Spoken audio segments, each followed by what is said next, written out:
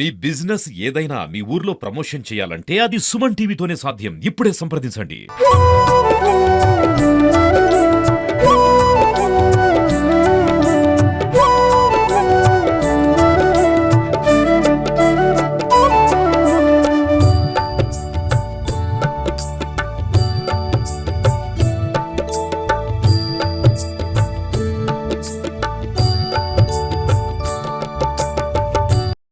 భూషణ వికాస శ్రీధర్మపుర నివాస దుష్ట సంవార నరసింహ దురిత దూర.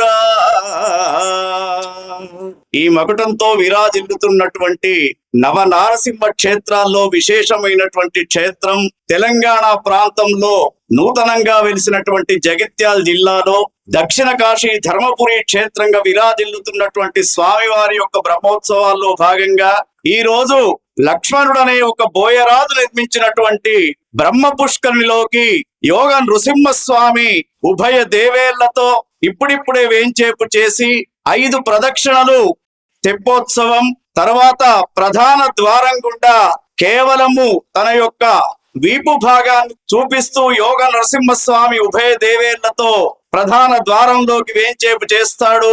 చేసిన తర్వాత వేద పండితులు, అర్చకులు, పాలకవర్గ సభ్యులు అందరూ కూడా మన ధర్మపురి శాసన సభ్యులు, ప్రభుత్వ చీఫ్ విప్ అయినటువంటి లక్ష్మణ్ కుమార్ వారి యొక్క నేతృత్వంలో, తర్వాత దేవాలయం యొక్క సహాయ నిర్వహణాధికారి అయినటువంటి శ్రీనివాస్ గారి యొక్క దర్శకత్వంలో పాలక మండలిలో నిన్ననే నియమించబడ్డటువంటి జగ్గు రవీందర్ అధ్యక్షతన వారి యొక్క కార్యవర్గ సభ్యులంతా కూడా కలిసి ఈ రోజున బ్రహ్మ పుష్కరంలో స్వామివారి యొక్క తెప్పోత్సవ డోలోత్సవ యొక్క వేడుకలకు చక్కగా ఈ యొక్క పుష్కరిణి అంతా కూడా భక్తి ప్రపత్తితోటి భక్తుల యొక్క జయ జయ ధ్వనులతో విరాజిల్లుతూ ఉన్నది.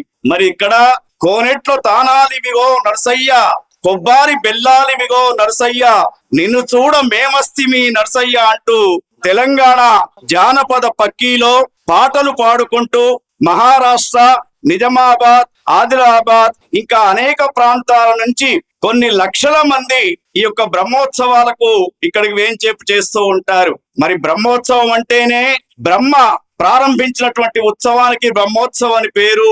దశావతారాలలో విశేషమైనటువంటి అవతారం నృసింహ అవతారం. ధర్మపురి క్షేత్రంలో ప్రహ్లాద వరదుడైనటువంటి ఆ యొక్క నృసింహస్వామి యోగ నారసింహుడిగా, ఉగ్ర నారసింహుడిగా వెలసినాడు.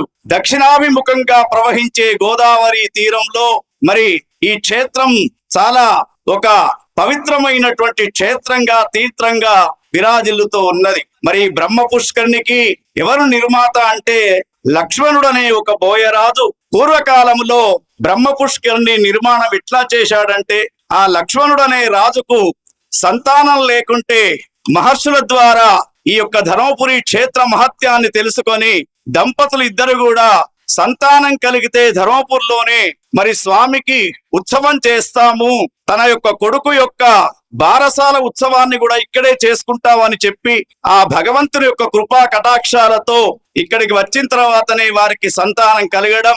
గోదావరి తీరములో స్నానం చేస్తూ దంపతులు ఇద్దరు కూడా లక్ష్మీ నరసింహస్వామి యొక్క సన్నిధానంలో రాత్రి నిద్రించగా అప్పుడు వారికి ఒక స్వప్నం వచ్చింది ఆ బోయరాజుకు. ఆ స్వప్నంలో నృసింహస్వామి కనబడి, ఓ బోయరాజా, నాకు ముందు భాగంలో కొద్ది దూరంలోనే పుష్కరిణి ఉంది, ఆ పుష్కరిణి వట్టిగానే ఉంది, దానికి 4 వైపులా ద్వారాన్ని నిర్మించి చక్కగా పుష్కరిణి రూపాన్ని కట్టించు అని చెప్పగానే లక్ష్మణుడు తనకు వచ్చినటువంటి స్వప్న వృత్తాంతాన్ని అందరికీ కూడా తెలిపి కొన్ని సంవత్సరాల దాకా ఈ బ్రహ్మ పుష్కరిణి యొక్క నిర్మాణం చేయడం. చేసిన తర్వాత ఎవరో ఒక మిత్రుని యొక్క సలహాతో ఈ ద్వారంలో ఉన్నటువంటి ఒక స్తంభానికి ఈ కోనేరు కట్టించడానికి కావలసినటువంటి ఖర్చులు రాయడం జరిగింది. ఖర్చులు రాయడం తోటి భగవంతుడికి కోపం వచ్చి, అసలు నీ కోనేట్లోకి రానే రాన్రా అన్నాడు. అన్న తర్వాత అన్యతా శరణం నాస్తి త్వమేవ శరణం మమ తస్మాత్ కారుణ్య భావేన రక్ష రక్ష జనార్దన అని చెప్పేసి ఆ స్వామి పాదాల పైన పడితే అప్పుడు అతని కోరికను మన్నించి ప్రతి సంవత్సరం నా బ్రహ్మోత్సవాలలో 3 రోజులు నీ యొక్క బ్రహ్మ పుష్కరిణికి వస్తాను గాని నా వీపు చూపిస్తూ వస్తా అని చెప్పేసి ఉత్తర ద్వారం గుండా స్వామివారు లోపలికి వేంచేపు చేస్తారు. అందుకే భగవంతునికి పెట్టినటువంటి ఖర్చు ఏదైనా గాని మనము రాయకూడదు, గుప్తదానం అని వెనుకడ చెప్పేవాళ్ళు. అటువంటి స్వామి ఈ రోజు యోగ నృసింహస్వామి రూపంలో ఉభయ దేవేళ్లతో 5 తెప్పోత్సవం, 5 ప్రదక్షిణలు, పాంచభౌతిక శరీరం పంచభూతాల్లో కలిసిపోతుందని చెప్పే 5 ప్రదక్షిణలతో పాటు లోపలికి వేద పండితుల యొక్క వేద ఆశీస్సులతో వేద మంత్రోచ్చారణతో స్వామివారి లోపలికి వచ్చిన తర్వాత మరి అర్చక స్వాములు, పాలకవర్గ సభ్యులు, ప్రజా ప్రతినిధులు, భక్తులు అందరూ కూడా అలరవములు గల్లు గల్లున హరుడూగెనంటూ ఆ యొక్క టుంగుటు ఊయాలలో మరి ఊంచల సేవ అనేది ఇక్కడ చేస్తూ ఉంటారు. దాన్నే డోలోత్సవం అని చెప్పేసి ఇక్కడ విశేషంగా చెప్తూ ఉంటారు. మరి వీటిని చూడడానికి అనేక ప్రాంతాల నుంచి భక్త బృందం అంతా కూడా వేంచేపు చేస్తారు.